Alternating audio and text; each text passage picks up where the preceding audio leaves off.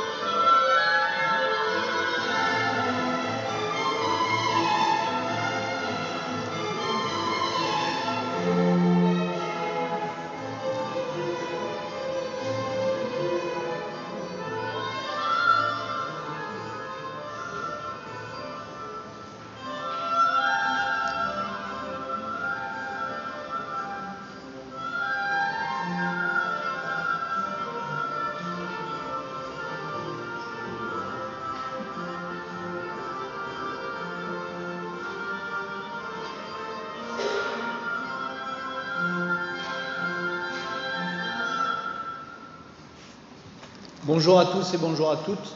Bienvenue aujourd'hui dans ce temps pour célébrer ensemble ce culte de Pâques. Et vous pourrez dire que vous avez dans un temple protestant écouté du Vivaldi, ce qui n'est pas très fréquent.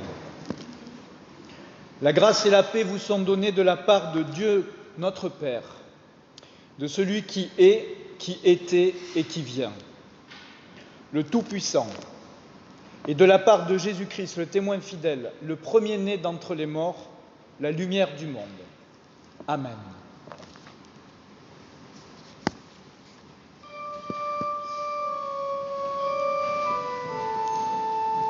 Je suis venu ressuscité, Alléluia, Alléluia, qu'en lui séguait l'humanité, Alléluia,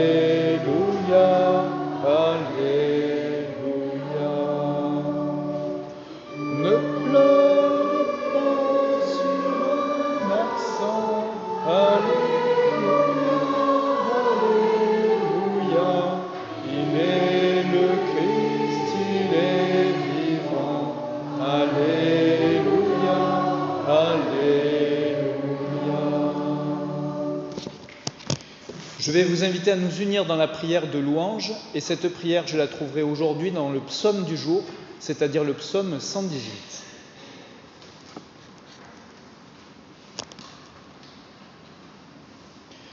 Rendez grâce à l'Éternel, car il est bon. Éternel est son amour. Oui, que le dise Israël, éternel est son amour. Le bras du Seigneur se lève, le bras du Seigneur est fort. Non, je ne mourrai pas. Je vivrai pour annoncer les actions du Seigneur. C'est la pierre qu'ont rejetée les bâtisseurs qui est devenue la pierre angulaire. C'est là l'œuvre du Seigneur et c'est une merveille à nos yeux. Amen. Et je vous propose de prolonger cette louange en chantant ensemble le psaume 81, et nous chanterons les 3 strophes.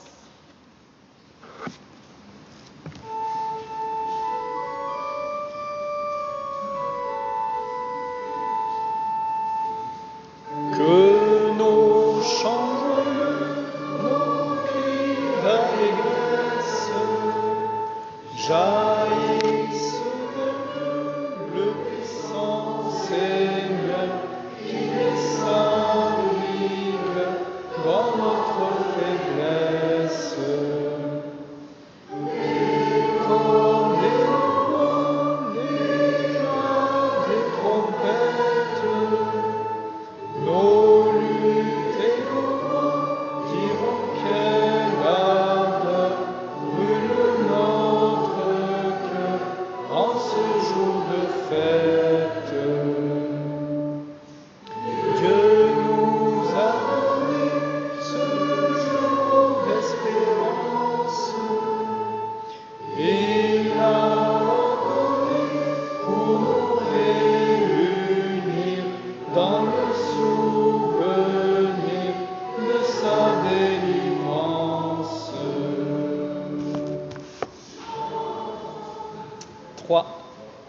invite à vous asseoir.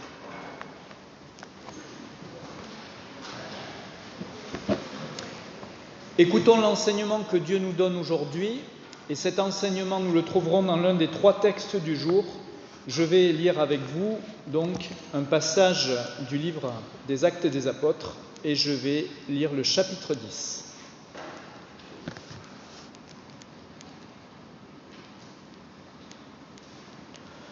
En ce jour-là, quand Pierre arriva à Césarée chez un centurion de l'armée romaine, il prit la parole et il dit : « Vous savez ce qui s'est passé au travers de tout le pays des Juifs, depuis le commencement en Galilée, après le baptême proclamé par Jean. Jésus de Nazareth, Dieu lui a donné l'onction d'Esprit Saint et de puissance. Là où il passait, il faisait le bien, il guérissait tous ceux qui étaient sous le pouvoir du diable, car Dieu était avec lui. Et nous sommes témoins de tout ce qu'il a fait dans le pays des Juifs, à Jérusalem. Celui qu'ils ont supprimé en le suspendant au bois du supplice, Dieu l'a ressuscité le 3e jour. Il lui a donné de se manifester, non pas à tout le peuple, mais à des témoins que Dieu avait choisis par avance. À nous, qui avons mangé et bu avec lui, après sa résurrection d'entre les morts. Dieu nous a chargés d'annoncer au peuple et de témoigner que lui-même l'a établi juge des vivants et des morts. C'est à Jésus que tous les prophètes rendent ce témoignage. Quiconque croit en lui reçoit par son nom le pardon de ses péchés. Amen.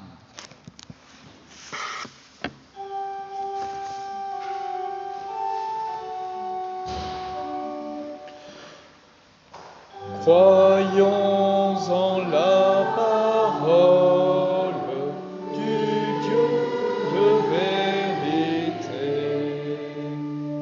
C'est lui qui nous console, nous rend la liberté. Il nous montre la route de justice et de paix. Et malgré tous nos doutes, nous fessions à jamais. Je vous invite à nous unir dans la prière de repentance.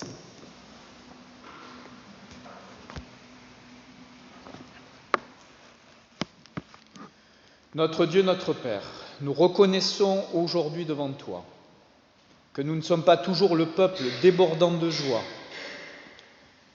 en ce jour où nous célébrons la résurrection de ton Fils.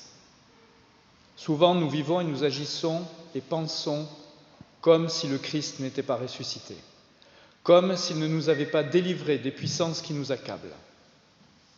Nous sommes dispersés par nos problèmes, déconcentrés par nos soucis, effrayés par l'avenir et le présent, égoïstes et quelquefois découragés. Ô Dieu, change nos cœurs, car nous ne pouvons pas le faire seuls. Par le pouvoir de ton Fils, fais de nous des créatures capables d'aimer et d'avoir confiance en ta parole. Donne-nous la joie de ton salut. Amen.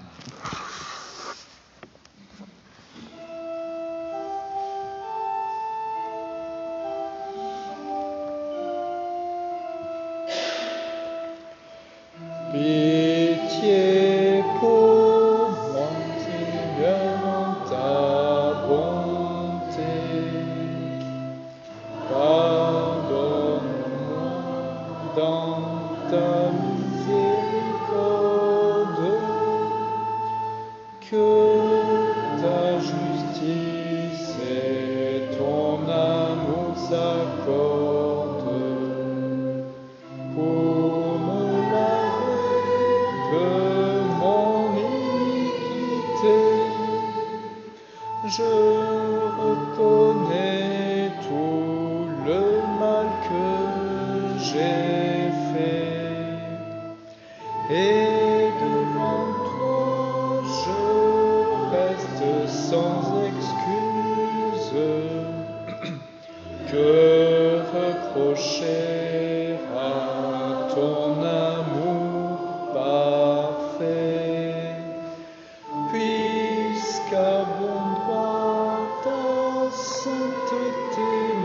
refuse.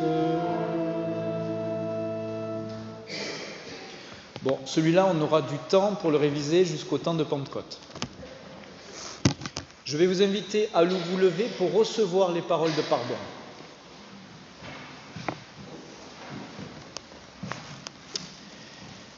Et ces paroles, je les trouverai dans le second texte du jour. Je vais partager avec vous l'Épître aux Romains.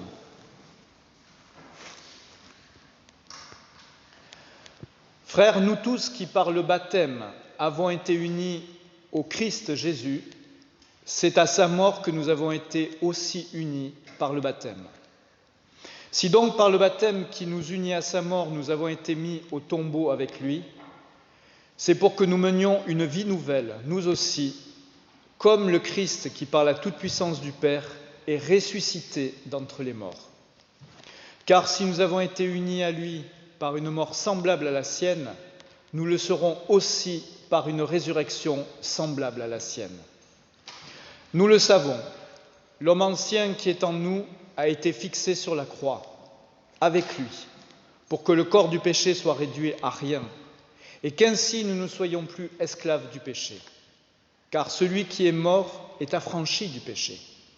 Et si nous sommes passés par la mort avec le Christ, alors nous croyons que nous vivrons aussi avec lui. Nous le savons en effet, ressuscité d'entre les morts, le Christ ne meurt plus, la mort n'a plus de pouvoir sur lui. Car lui qui est mort, c'est au péché qu'il est mort une fois pour toutes. Lui qui est vivant, c'est pour Dieu qu'il est vivant. De même, vous aussi, pensez que vous êtes morts au péché, mais vivants pour Dieu en Jésus-Christ. Amen.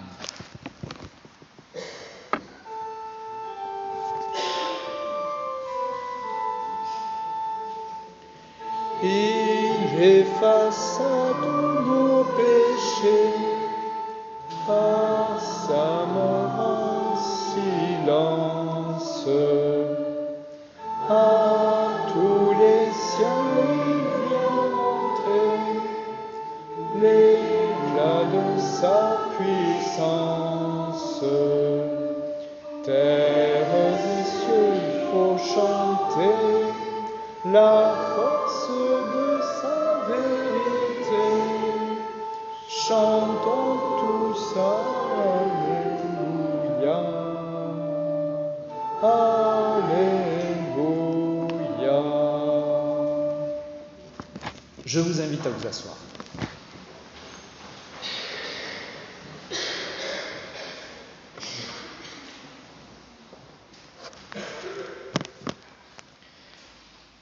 Et avant de lire avec vous les textes que j'ai choisi de méditer avec vous ce matin, je vais vous inviter à nous recueillir dans la prière.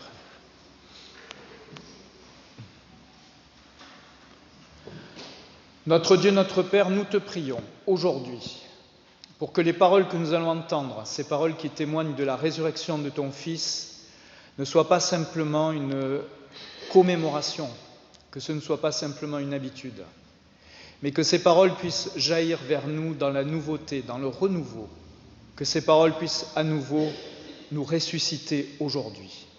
Amen. La première lecture que je vous propose d'écouter se situe dans l'Évangile de Jean au chapitre 10. Je vais lire les versets 14 à 18.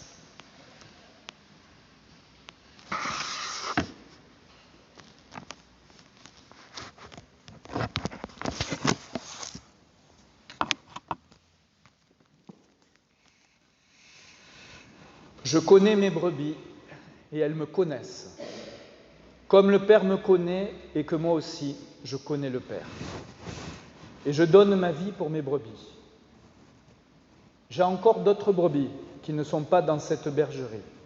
Celles-là aussi, il faut que je les mène. Elles entendront ma voix et il y aura un seul troupeau, un seul berger.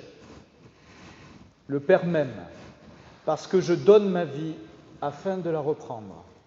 Personne ne me l'ôte, mais je la donne de moi-même. Et j'ai le pouvoir de la donner et j'ai le pouvoir de la reprendre. Car tel est l'ordre que j'ai reçu de mon Père. Le second passage que nous allons lire est le troisième texte du jour. Il se situe dans l'Évangile de Jean au chapitre 20, versets 1 à 9.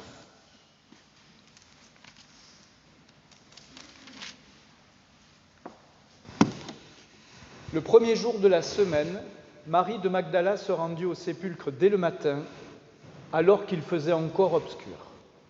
Et elle vit que la pierre avait été ôtée du sépulcre. Elle courut vers Simon-Pierre et vers l'autre disciple que Jésus aimait. Elle leur dit, « Ils ont enlevé du sépulcre le Seigneur et nous ne savons pas où on l'a mis. » Pierre et l'autre disciple sortirent et allèrent au sépulcre. Ils couraient tous deux ensemble. Mais l'autre disciple courut plus vite que Pierre. Et il arriva le premier au sépulcre. S'étant baissé, il vit les bandes qui étaient à terre. Cependant, il n'osa pas entrer. Simon-Pierre, qui le suivait, arriva et il entra dans le sépulcre. Il vit les bandes qui étaient à terre et le linge qu'on avait mis sur la tête de Jésus, non pas avec les bandes, mais plié dans un lieu à part. Alors l'autre disciple, qui était arrivé le premier au sépulcre, entra aussi, et il vit, et il crut. Car il ne comprenait pas encore que, selon l'Écriture, Jésus devait ressusciter des morts. Et les disciples s'en retournèrent chez eux. Seigneur, ta parole est la vérité, enseigne-nous par ta vérité. Amen.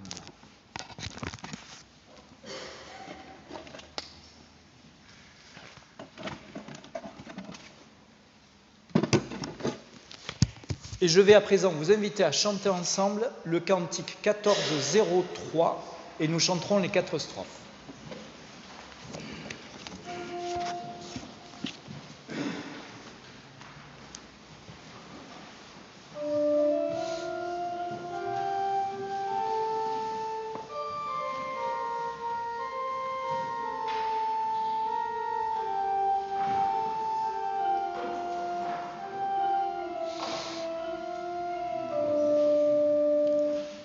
Magnifique est le Seigneur, tout mon cœur pour chanter Dieu. Magnifique est le Seigneur, Alléluia, Alléluia. Le Seigneur m'a remarqué, moi si humble et si petit, sa servante il a comblé. Alléluia, Alléluia. En tout temps et en tout lieu, on me dira bienheureux. Pour moi il fit des merveilles. Alléluia, Alléluia. Le nom du Seigneur est saint, son amour toujours rejoint ceux qui se confient en lui. Alléluia, Alléluia. Je vous invite à vous asseoir. Et si vous vous demandez pourquoi on vient de chanter un chant que normalement on chante pour Noël, eh bien c'est très simple. Qui a trouvé dans l'évangile de Jean qui a vu le ressuscité? Est-ce que quelqu'un peut me dire qui a vu le ressuscité dans l'évangile de Jean? Ben, c'est une femme. C'est une femme qui a vu le ressuscité, ce n'est pas les disciples. Et oui.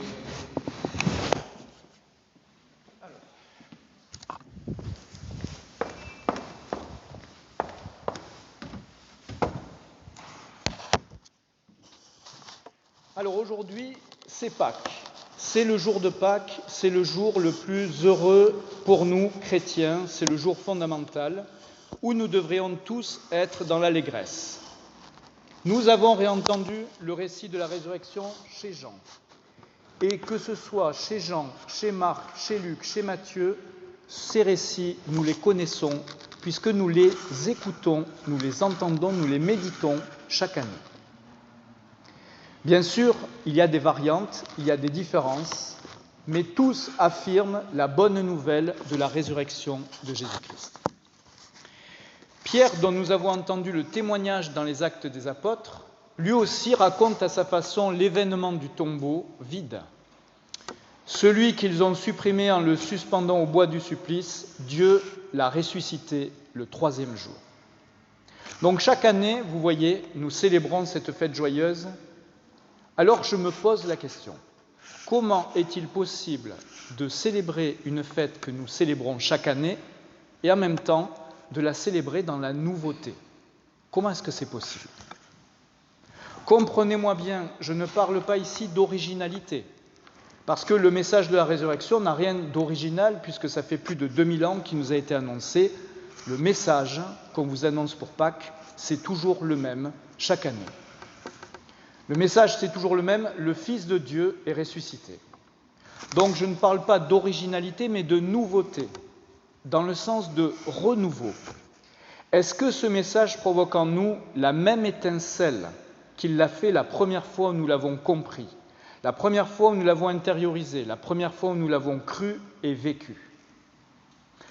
Ce message, ces textes, à force d'être annoncés et rabâchés, ne risquent-ils pas d'être de simples commémorations, un simple réflexe, une simple habitude? Le but de l'annonce de l'Évangile pour Pâques n'est-il pas de raffermir notre joie, notre confiance en Dieu? Est-il possible de réentendre et de vivre à nouveau quelque chose de nouveau alors que nous avons vécu ces célébrations des milliers de fois, que nous avons entendu cette proclamation extrêmement souvent? Où se situe le cœur de cette proclamation afin qu'elle puisse à nouveau nous toucher, afin qu'elle nous bouleverse encore et que nous soyons relevés à nouveau? L'autre question que je me pose ce matin, c'est l'attitude de Pierre, vous l'avez entendu dans les Actes des Apôtres, et avec lui celle de tous les disciples, y compris celle de Paul. Ces personnes n'ont quand même pas vécu des choses faciles. Ils ont été déçus, ils ont failli, ils ont trahi. Certains même, dont Paul, ont persécuté des chrétiens, d'autres se sont enfuis, d'autres se sont cachés, d'autres enfin ont ressenti le vrai désespoir que l'on ressent quand nos rêves les plus nobles sont foulés aux pieds. Alors la question que je me pose, c'est comment ces disciples-là ont trouvé malgré tout, malgré la croix, la force de se relever de la mort de leur maître? Comment ont-ils, après avoir vécu autant d'épreuves, trouvé encore la ressource de témoigner, de risquer leur existence devant la foule, comme cela nous a été relaté dans les Actes des Apôtres? Voilà, ce sont quelques questions que je me pose et que je partage avec vous ce matin. Mais finalement, on pourrait résumer ces questions à ceci. Quel est le secret de la résurrection pour qu'il puisse transformer les hommes de cette manière-là? Afin d'aborder cette question, j'ai choisi le texte de l'Évangile de Jean 10, au chapitre 10. Et vous avez entendu que dans cet évangile, il y a une phrase qui est un petit peu énigmatique, un petit peu étonnante. Cette phrase, magnifique mais un peu sibylline, est la suivante. « Personne ne me prend ma vie, mais j'ai le pouvoir de la donner et j'ai le pouvoir de la reprendre. » Alors je ne sais pas s'il n'y a qu'à moi que cette phrase a posé question, mais moi en tout cas elle me pose question. Bien sûr, on pourrait la comprendre rapidement, facilement, si on lisait le texte un peu vite. On pourrait se dire que, bien entendu, Jésus fait référence à sa mort sur la croix et à sa résurrection. Que Jésus donne sa vie sur la croix afin de sauver les hommes, puis qu'il la reprend en ressuscitant. Voilà, ça pourrait être une explication rapide du texte. Seulement voilà, si vous vous amusez à lire le texte en grec, c'est beaucoup plus subtil que cela. Tout d'abord, vous savez, en grec, il y a 2 mots pour dire la vie. Est-ce que vous les connaissez? Alors, il y en a un que vous utilisez souvent quand vous allez au zoo. C'est Zoé, la vie, ça vient de là. Alors, cette vie-là, elle désigne le fait d'être vivant, tout simplement, la vie biologique. Et puis, vous avez un autre mot qui est phouké, la vie spirituelle. Or, ici, Jésus ne parle pas de la vie physique, le mot qu'il emploie n'est pas Zoé, mais il parle bien de phouké, la vie spirituelle. Du coup, il ne s'agit pas simplement d'affirmer que Jésus peut mourir et tout de suite après ne plus être mort. Ce n'est pas de ça dont on nous parle. Jésus affirme qu'il nous donne la vraie vie, pas la Zoé, la Fouké. Zoé, vous savez, c'est l'existence physique, mais ce n'est pas forcément la vie. Exister, c'est respirer, bouger, peut-être agir des fois machinalement, comme quand par exemple on part au boulot, ou qu'on se lave les dents, ou qu'on fait tout un tas de choses dans notre journée. Mais cela ne veut pas dire que nous apprécions cette existence, ni même que nous en sommes conscients, ni même qu'elle a un sens pour nous. Cette existence est la condition à la vie, mais elle n'est pas la vie. C'est pourquoi Jésus affirmera à d'autres endroits « Laisse les morts enterrer leurs morts ». Car on peut exister physiquement, mais on peut être mort. Voilà un petit peu le secret de l'évangile de Jean aujourd'hui. La vie que désigne Fouquet, c'est la vie véritable, la vie par l'Esprit divin. C'est la dimension spirituelle en chacun de nous. Celle qui donne du sens à notre existence, celle qui fonde nos valeurs, celle que nous pouvons expérimenter par la foi. Et j'aimerais préciser que je crois que toute personne peut avoir accès à cette vie-là, qu'il soit croyant ou non croyant. C'est la vie spirituelle que chacun d'entre nous pouvons expérimenter au cours de notre existence. Cette vie-là, bien sûr, pour nous chrétiens, elle nous relie à Dieu, quelle que soit la représentation que nous pouvons avoir de lui. Et c'est encore cette vie-là que le Christ affirme pouvoir donner une vie qui transforme l'existence en vie véritable. Le second terme qui n'est pas assez bien traduit, c'est que, vous savez, dans le texte, on dit « j'ai le pouvoir de donner ma vie ». Ok, mais le texte grec ne dit pas ça. Il dit « j'ai le pouvoir de déposer ma vie et de la reprendre ». Vous allez encore me dire que je suis un pasteur qui n'a pas grand-chose à faire de ses journées, qui pinaille sur des mots. Mais je suis désolé, donner et déposer en français, ça ne veut pas dire du tout la même chose. Parce que premièrement, si je vous donne quelque chose, c'est à vous et ça vous appartient. C'est ça que veut dire le verbe donner. Je vous le donne. Si je vous donne un cadeau, ce n'est plus ma propriété, vous en faites ce que vous voulez, vous pouvez même le revendre si vous voulez. C'est à vous. Si je dépose quelque chose, cela ne vous appartient pas. Parce que comme son étymologie l'indique, déposer a donné le mot dépôt, mettre en dépôt quelque chose. C'est-à-dire le déposer momentanément. Je mets en dépôt, je dépose, je ne donne pas. Je le laisse pour un temps et je le récupérerai. La seconde chose intéressante avec le verbe déposer, c'est que cette vie, puisque c'est bien de la vie que le Christ nous offre qu'on parle, elle est déposée en nous. Le fait de donner quelque chose à quelqu'un implique qu'il s'en saisisse. Et habituellement, c'est par les mains qu'on fait ça. Comme quand je vous donne un objet. Je vous donne un objet, vous le saisissez avec vos mains. Mais si je dépose quelque chose vis-à-vis d'un humain, je le dépose en lui. Cette vie spirituelle n'est donc pas extérieure à nous, comme le serait un objet. Vous voyez, l'objet qui reste sur la main, il est extérieur à nous. Même si je le saisis, il n'est pas moi. Par contre, cette vie qui est déposée en nous est intérieure. Elle devient intime. Et pour vous prouver cela, parce que vous savez, j'aime bien toujours démontrer que j'ai raison, en français, je donne un objet, mais je dépose un baiser, par exemple. Un objet, c'est superficiel. Un baiser, c'est intime, profond, et ça peut même devenir éternel. Le Christ ne donne pas sa vie, il la dépose en nous, cette vie spirituelle, afin qu'elle devienne intime, afin qu'elle nous transforme de l'intérieur, qu'elle nous change, qu'elle nous relève, qu'elle nous convertisse et qu'elle nous guérisse. Le fait de déposer sa vie en nous, c'est cela que nous pouvons appeler véritablement la grâce. Et cela occasionne en nous une résurrection. Non pas demain, non pas après-demain, non pas au dernier jour, au moment même où nous expérimentons cette grâce, nous ressuscitons. Voilà donc une autre idée intéressante, c'est que la résurrection de Jésus est quelque chose de contagieux.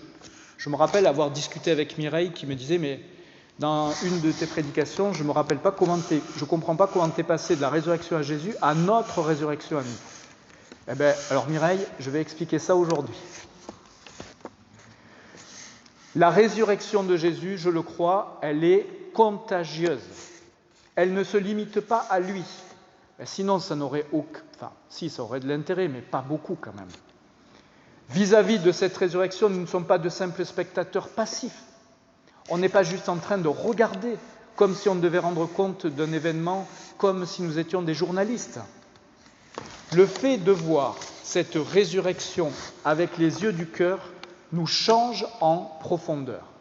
Tout comme les disciples devant le tombeau vide, à partir de là, dit l'Évangile, ils comprirent, ils virent et ils crurent. Le comble du comble, c'est qu'ils n'ont rien vu physiquement. Il n'y avait rien à voir. Il n'y avait plus de corps, il y avait le tombeau vide. Donc, ils n'ont pas vu avec leurs yeux, évidemment, puisqu'il n'y a rien à voir. Le tombeau vide. Non, ils ont vu ce qu'il y avait dans le creux de l'absence du corps censé être mort. C'est le témoignage de cette vie que révèle le tombeau de Pâques. Alors vous allez me dire, il me reste quand même un petit problème dont je n'ai pas parlé. Jésus nous ressuscite, ok, il dépose sa vie en nous, elle nous transforme, ok, mais pourquoi faudrait-il qu'il la récupère ? C'est bien d'avoir la vie de Jésus en nous, pourquoi on devrait le lui rendre ? Eh bien, si nous prenons évidemment cette formulation au pied de la lettre, c'est compliqué, c'est sûr. Mais l'évangile de Jean est symbolique, spirituel, subtil. Le fait que cette vie soit déposée en nous et que Jésus va la récupérer à un moment donné, c'est pour souligner le fait qu'elle ne nous appartient pas. C'est ça l'essentiel, elle ne nous appartient pas. Elle nous rappelle que cette vie, elle n'est pas que pour nous. Il ne s'agit pas de ressusciter tout seul dans son coin pour son bien-être personnel. Elle doit être partagée, elle doit être communiquée, elle doit être témoignée. Comme le Christ l'a partagé avec nous. Et c'est la raison pour laquelle il affirme au verset 16, et vous allez voir comment finalement l'évangile est bien construit, parce que tout s'explique. J'ai encore d'autres brebis qui ne sont pas dans cette bergerie, mais il faut aussi que je les mène. Donc il ne s'agit pas que de ressusciter les disciples qui vont être témoins de cette résurrection. Il y a encore d'autres brebis, et elles aussi, il faudra qu'elles soient sauvées. Cette vie déposée ne doit pas juste stagner en nous, elle doit porter du fruit, elle doit être partagée, elle doit se multiplier, elle doit aussi devenir contagieuse. Et c'est d'ailleurs cela qui s'est produit avec les disciples, parce que j'aimerais rappeler une chose qui nous paraît peut-être évidente. C'est que si les disciples avaient gardé cette vie pour eux, on ne serait pas là ce matin, nous. Je ne serais pas là en train de vous parler, je n'aurais pas la joie d'exercer le métier d'être pasteur, la fonction d'être pasteur, je ne serais même pas chrétien. C'est bien parce que les disciples ont témoigné qu'ils ont partagé cette vie avec d'autres qu'aujourd'hui nous nous retrouvons ici à être chrétiens. Nous qui ne sommes pas juifs, nous avons bénéficié d'un événement qui ne nous était pas directement destiné et qui s'est produit il y a plus de 2000 ans. Et c'est parce que les disciples l'ont partagé avec nous que nous sommes là aujourd'hui. Alors peut-être que vous vous dites, c'est très bien, mais que devons-nous faire pour partager cette vie avec d'autres personnes ? Pour ne pas la garder pour nous seuls ? Qu'est-ce qu'on doit faire ? Alors soyons clairs, aujourd'hui c'est Pâques. C'est le jour de la résurrection. Et je ne suis pas là pour vous faire la morale, et encore moins à moi. Vous savez, moi j'aime pas trop me faire la morale à moi-même non plus. Il y a 364 jours dans l'année où on peut faire ça. On peut se questionner sur notre responsabilité, sur qu'est-ce qu'on peut mieux faire, etc. Mais on ne va pas faire ça aujourd'hui. Aujourd'hui, on est là pour profiter. On est là pour nous réjouir. On est là pour nous reposer, on est là pour se ressourcer. Après tout, on l'a bien mérité. Et puis, je vais vous dire une chose. Ce qu'il y a de magnifique avec la grâce, avec la résurrection du Christ, c'est qu'il n'y a rien à faire. Et c'est ça le secret de l'Évangile. Il n'y a rien à faire.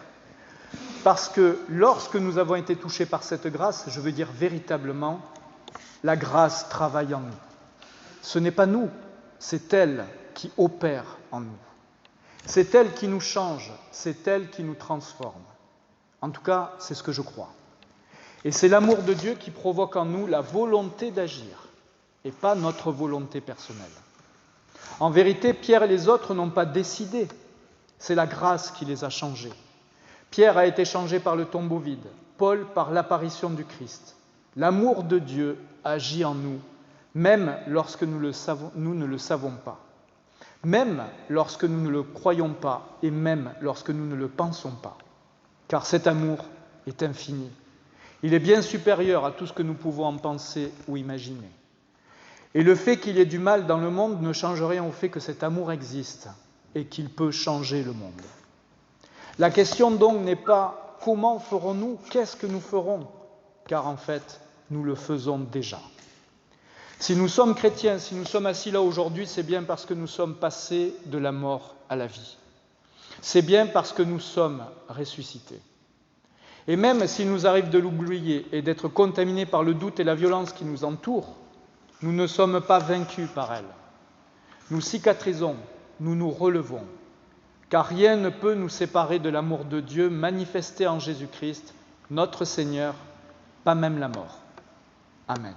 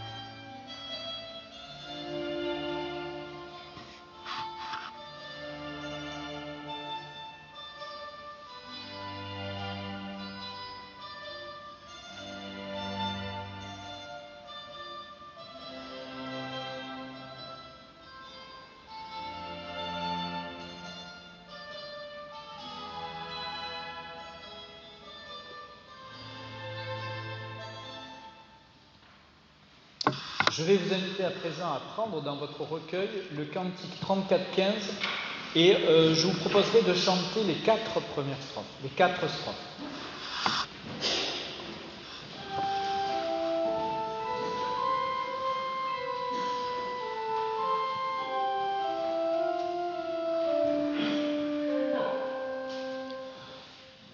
Mon Rédempteur est vivant, le Sauveur en qui j'espère.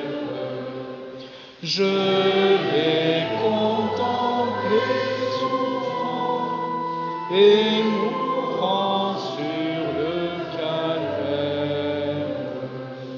Mais Dieu reste le plus fort. Jésus a vaincu la mort. Que craindrais-je désormais? La mort a rendu sa proie. Je puis m'endormir en paix, pour m'éveiller avec joie. Celui qui m'a racheté, Jésus est ressuscité. Dans l'épreuve et dans la peur, je perdais le goût de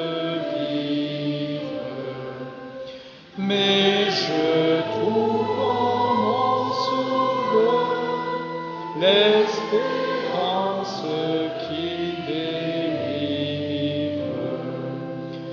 En Jésus ressuscité, tout le mal est surmonté. Ô Jésus, sauveur vivant, dans la foi je te contemple. Ton amour en ce moment nous rappelle à son exemple, nous invite à notre tour à montrer un tel amour. Je vous invite à vous asseoir.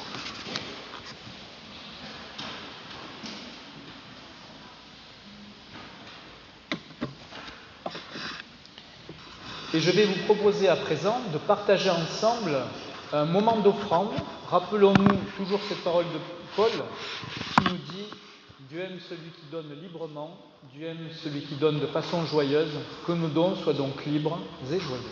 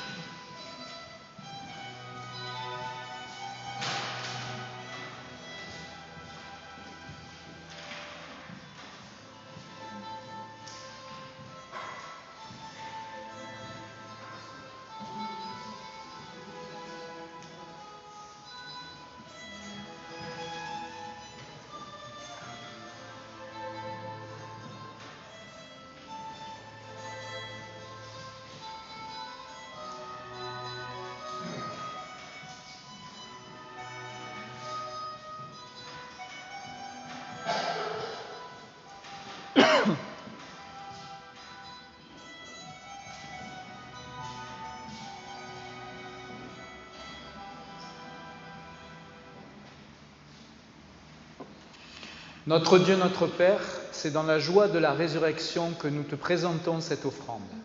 Elle est le symbole de notre foi et de notre amour pour toi. Amen.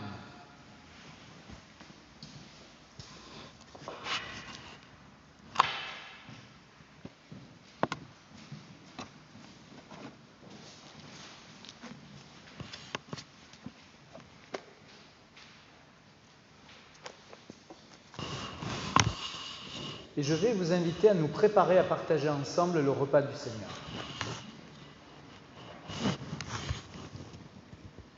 C'est notre joie de te célébrer, ô Dieu notre Père, pour ce monde que tu as créé si beau et dont nous croyons que tu le gardes au travers de ses douleurs, jusqu'au jour où, selon ta promesse, adviendra ton royaume.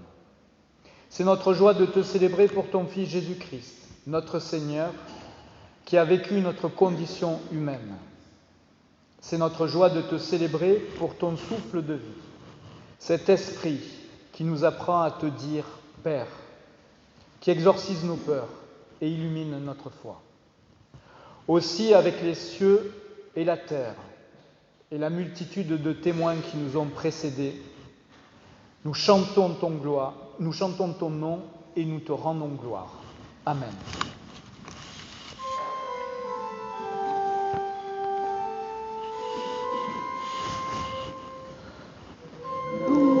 sois-tu, ô Jésus-Christ,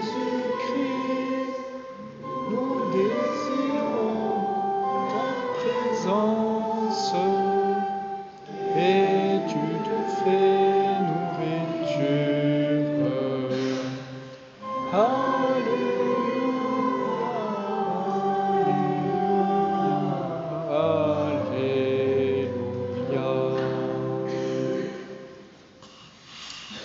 Et je vais vous lever pour faire mémoire. Je vais vous inviter, pardon.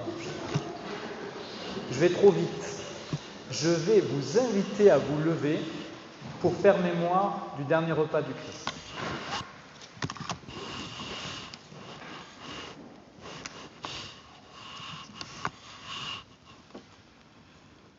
Le soir venu, Jésus se mit à table avec les 12 disciples. Pendant le repas, il prit du pain, et après avoir rendu grâce, il le rompit, le leur donna en disant « Prenez-en tous. Mangez, car ceci est mon corps. » Ayant aussi pris la coupe et rendu grâce, il la leur donna en disant « Buvez-en tous, car ceci est mon sang. Le sang de l'alliance qui est répandu pour beaucoup, pour la rémission des péchés. Je vous le dis désormais, je ne boirai plus de ce fruit de la vigne, jusqu'au jour où je le boirai nouveau avec vous dans le royaume de mon Père. Amen.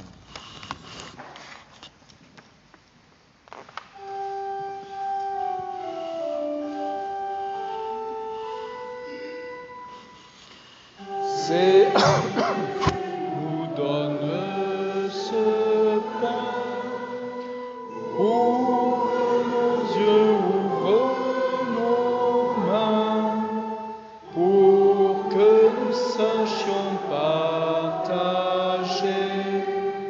les biens que tu nous as confiés.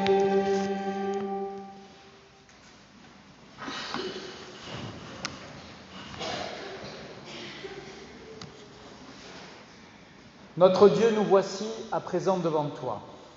Ton esprit seul donne la vie, que par ton souffle, nous ayons communion au corps et au sang de ton Fils. Par la puissance de ton Saint-Esprit, donne-nous, Seigneur, dans ce pain et dans ce vin, communion au corps et au sang de ton Christ. Que sa vie devienne la nôtre, que son amour devienne le nôtre, qu'en lui nous puissions véritablement aimer, d'un amour inaltérable, qu'en lui soit brisé tout ce qui nous sépare de toi, afin que nous puissions témoigner de ton évangile auprès du monde. Voici, dit le Seigneur, je me tiens à la porte et je frappe. Si quelqu'un entend ma voix et m'ouvre la porte, alors je prendrai mon repas avec lui et lui avec moi. Venez, car tout est prêt.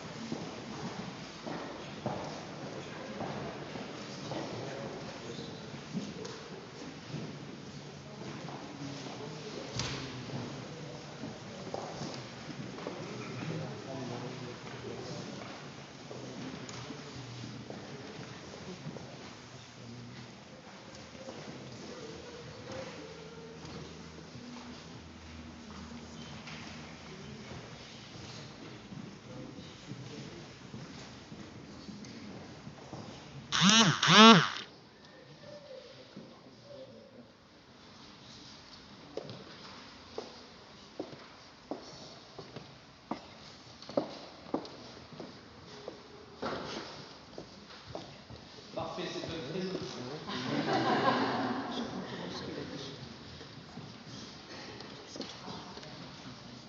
Le pain que nous rompons est communion au corps de notre Seigneur Jésus-Christ, donné pour nous.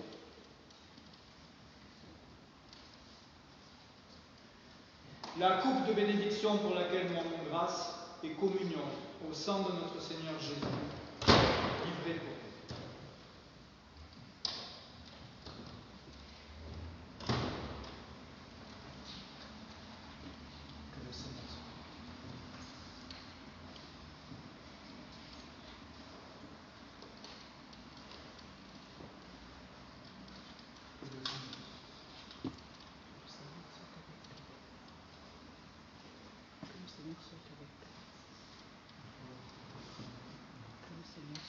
Je souhaitais vous rappeler que nous vous invitons à nous attendre les uns les autres pour communier ensemble, si vous le voulez.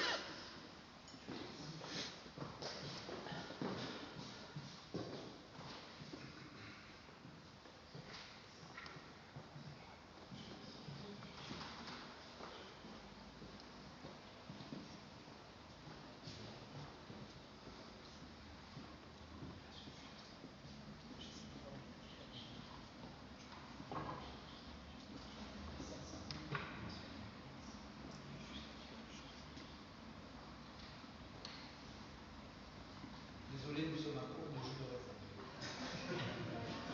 Il en reste. Ah, alors attendez 2 minutes. Il en reste.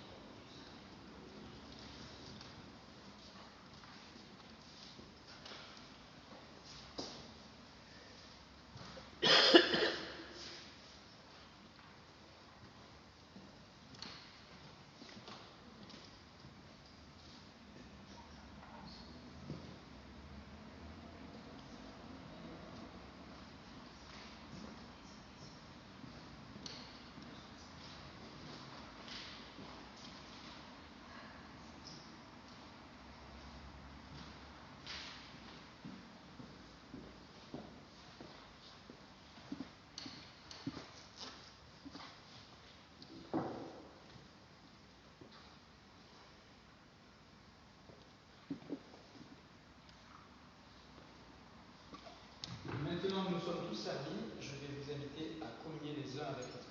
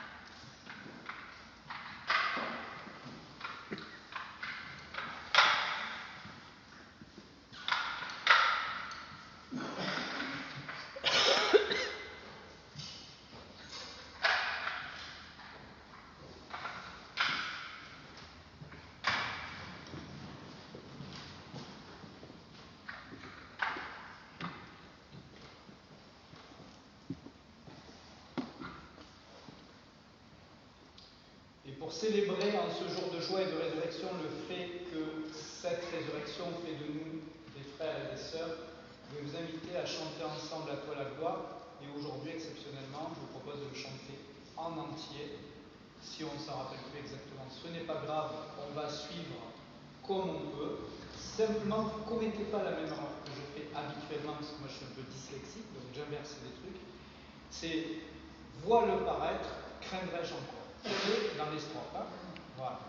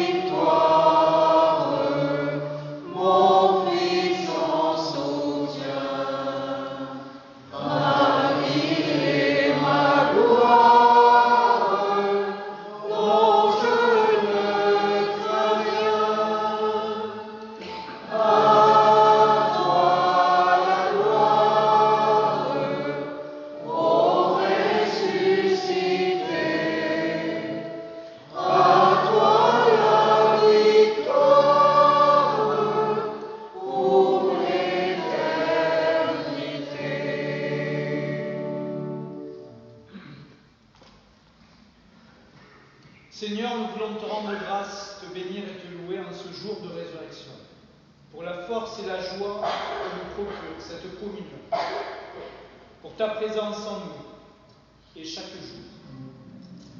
Envoie-nous dans le monde avec la puissance de ton esprit, pour vivre et travailler à ta louange et à ta gloire. Amen. Allez dans la paix de votre Seigneur.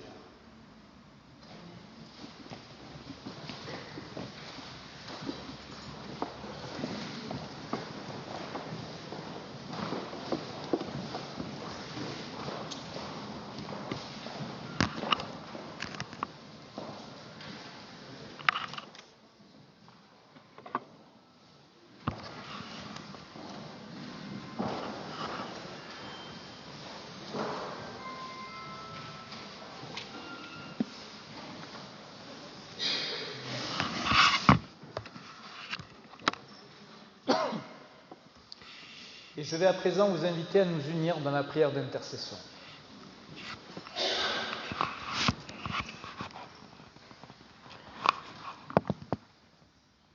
Ô Dieu, notre Père, Père de notre Seigneur Jésus-Christ, toi qui n'as pas supporté que ton Fils connaisse la corruption, mais qui l'a ressuscité des morts, qui l'a élevé dans la gloire, unis-nous à lui dans la foi, de sorte que sa vie se manifeste aussi en nous.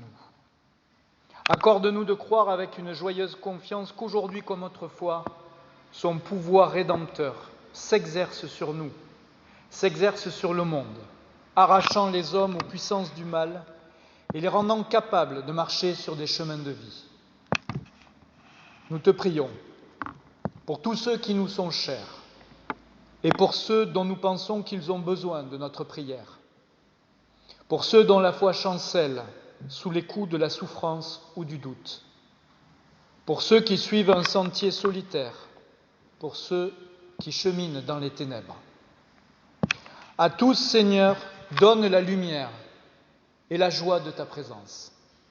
Sois le compagnon de leur détresse ou de leur solitude, et accorde-nous d'être auprès d'eux les messagers de ta victoire.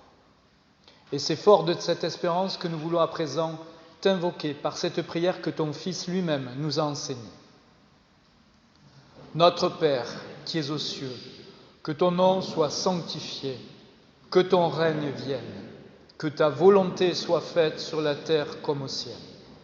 Donne-nous aujourd'hui notre pain de ce jour, pardonne-nous nos offenses, comme nous pardonnons aussi à ceux qui nous ont offensés. Et ne nous laisse pas succomber à la tentation, mais délivre-nous du mal. Car c'est à toi qu'appartiennent le règne, la puissance et la gloire pour les siècles et des siècles. Amen. Je vais à présent vous inviter à vous lever pour recevoir la bénédiction.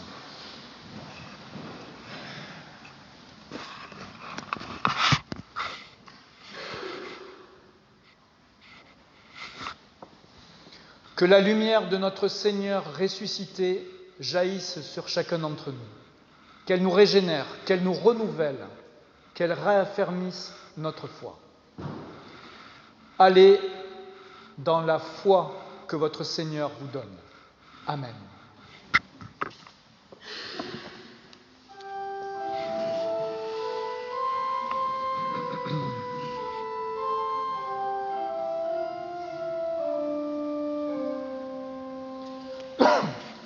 Sur nos routes chaque jour, nous